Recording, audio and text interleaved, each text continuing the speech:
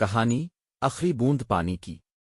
دوستو، ہم روزانہ پانی پیتے ہیں، نہاتے ہیں، کپڑے دھوتے ہیں، مگر کبھی سوچا ہے کہ اگر یہ پانی ختم ہو جائے تو کیا ہوگا؟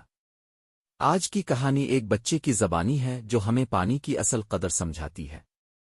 ایک چھوٹے سے گاؤں میں علی نام کا بچہ رہتا تھا۔ وہ ہمیشہ نلکے کا پانی کھلا چھوڑ دیتا اور کھیل میں مصروف ہو جاتا۔ اسے لگتا تھا کہ پانی کبھی ختم نہیں ہوگا۔ ایک دن گاؤں میں شدید قحط پڑ گیا۔ نلکے سوکھ گئے، کنویں خالی ہو گئے۔ علی پیاسا گھومتا رہا لیکن کہیں پانی نہ ملا۔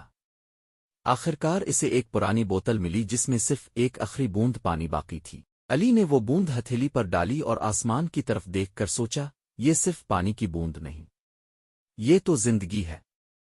اس دن کے بعد علی نے عہد کیا کہ اب کبھی پانی ضائع نہیں کرے گا، اور گاؤں کے سب بچوں کو بھی سمجھایا کہ پانی اللہ کی سب سے بڑی نعمت ہے جس کی حفاظت ہم سب پر فرض ہے۔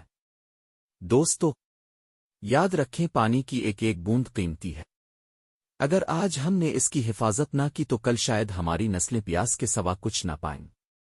اگر کہانی پسند آئی تو سبسکرائب کریں تاکہ اگلی کہانی سب سے پہلے آپ کو ملے۔